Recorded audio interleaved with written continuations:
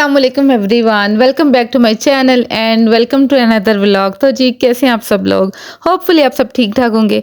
और जी अल्हम्दुलिल्लाह मैं भी बिल्कुल ठीक हूँ। और मेरे ख्याल से जब इंसान बिल्कुल ठीक हो जाता है ना, तो फिर वो अपनों से मुलाकात भी कर पाता है। क्योंकि जब हम मेंटली डिस्टर्ब होते हैं, जब हमारी सेहत भी फिज़िकली हम ठीक नहीं होते हैं, किसी से भी नहीं मिल पाते हैं, तो आज आप यही समझ लें कि मैं मेंटली भी बिल्कुल अल्हम्दुलिल्लाह बिल्कुल ठीक हूँ और फिज़िकली भी बिल्कुल ठीक हूँ। तो आज फिर आपकी बहन ने सोचा कि क्यों ना आपसे आज मुलाकात हो जाए, क्योंकि काफ़ी दिन इस तरह से ही गुजर जाते हैं।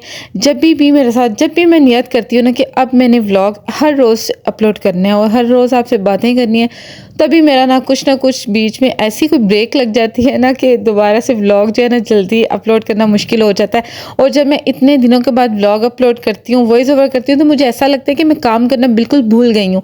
क्योंकि ये भी एक काम है, एक ड्यूटी है और इस ड्यूटी को निभाना मुझ पर ड्यूटी ये फ़र्ज़ है।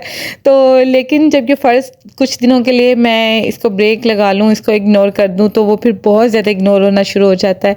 तो इंशाल्लाह आगे मेरी कोशिश है कि कंटिन्यूसली मेरे व्लॉग्स आते रहें।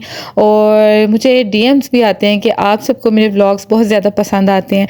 तो मुझे इस चीज़ की खुशी होती है कि आपको मेरे व्लॉग्स पसंद आते हैं। तो मोटिवेट तो मैं बहुत ज़्यादा होती हूँ, लेकिन वो मोटिवेशन जो मेरी है ना, कभी-कभी वो धरी की धरी रह जाती है। मेरी मसरूफ़ियत की वजह से, मेरी मेंटली डिस्टर्बनेस की वजह से वो मैं काम नहीं कर पाती हूँ। तो आप लोगों ने मुझे इस चीज़ के लिए इनकरेज करना है, बल्कि मैं खुद को इनकरेज खुद करती हूँ कि मैंने ये काम करना है। एक चीज़ आप लोग हमेशा याद रखें कि इंसान को कभी भी लूज़र नहीं बनना चाहिए। कि अक्सर मुझे कुछ लोग कहते हैं, मेरी वीडियोस देखकर कहते हैं कि तुम इतना अच्छा काम कर रही हो, लेकिन तुम्हारे व्यूज़ क्यों कम आ रहे हैं और तुम क्यों नहीं अच्छा काम, तुम्हें इसका रिस्पॉन्स क्यों नहीं अच्छा मिल रहा। तो अब मैं कुछ लोगों की बातें सुनकर डिमोटिवेट तो नहीं हो सकती, क्योंकि अगर मैं डिमोटिवेट हो जाऊँगी तो मैं काम नहीं कर पाऊँगी। तो मेरी कोशिश होती है कि मैं खुद को मोटिवेट करके रखूँ। लेकिन कुछ मसरूफ़ियत ऐसी और कुछ मेरी क्योंकि मेरी लाइफ के बारे में अगर मैं सब कुछ यहाँ पर शेयर करती हूँ, तो शायद आपको इस चीज़ की समझ आ जाए। तो लेकिन मैं खुद को मोटिवेट इसलिए करती हूँ कि मैंने ये काम करना ही करना है, चाहे इसका मुझे रिस्पॉन्स अच्छा मिल रहा है चाहे नहीं। खुद को हमने लूज़र कभी भी नहीं समझना है। तो बस इसी को लेकर आगे बढ़ रही हूँ, आहिस्ता-आहिस्ता बढ़ रही हूँ, एकदम से नहीं बढ़ रही हूँ, ये मेरी फ़ॉल्ट है। तो इसको इंशाल्लाह मुझे लगता है कि अपनी ज़िंदगी से निकाल देना चाहिए इस गलती को, कि मुझे अगर खुद को लूज़र नहीं करना है तो मुझे कंटिन्यूअसली काम करना चाहिए और इस ड्यूटी को बखूबी निभाना चाहिए। कोई भी काम है ना, उसको हम कंटिन्यूअसली और बहुत ही हार्ड वर्क के साथ करते हैं ना, उसका रिस्पॉन्स आपको ज़रूर मिलता है।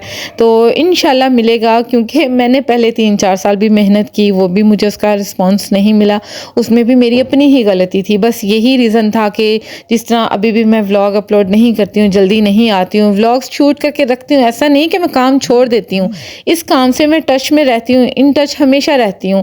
तो इसलिए मैं इसको नहीं छोड़ पाती। ये अच्छा बहुत ज़्यादा हो जाएगा ना। नहीं, अगर ये खत्म हो गया तो नहीं खत्म होता, और ले लेना। नहीं पड़ेगा, मांग लेना। नहीं प्राइस मांग रहे हो ना, कैसे भी मांग लेना। नहीं, क्यों? क्योंकि 2 साइड पे चिप्स, एक साइड पे केचप। ठीक है, अच्छा मैं डालती हूँ।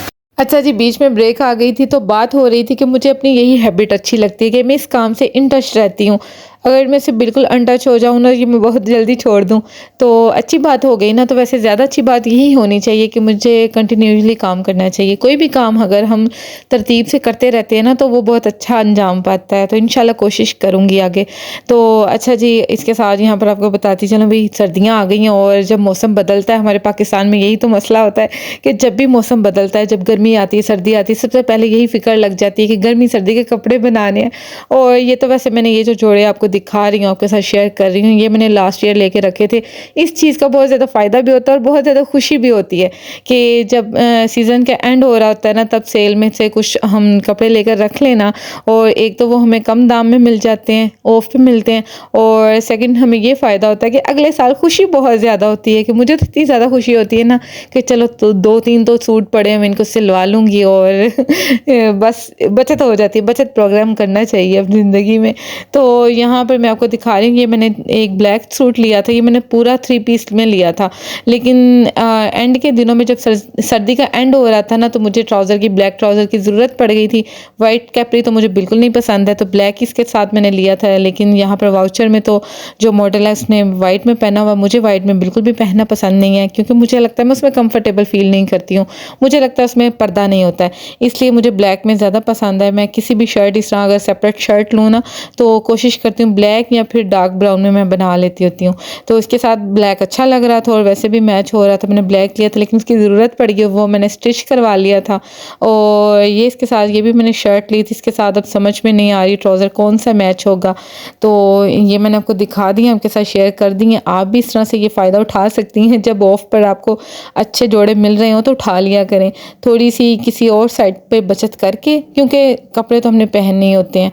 अब ये तो नहीं मैं कहूँगी कि बहुत ज़्यादा बना लिया करें, ज़रूरत के तो बनाने पड़ते हैं, तो अगर ऑफ पे ले लें तो फ़ायदा होता है और अगले साल खुशी भी बहुत ज़्यादा होती है। खैर जी, ज़िंदगी है और इसमें फ़ायदा नुकसान तो होता रहता है, और फ़ायदे का सोचना चाहिए जहाँ पर आपकी बचत हो रही हो।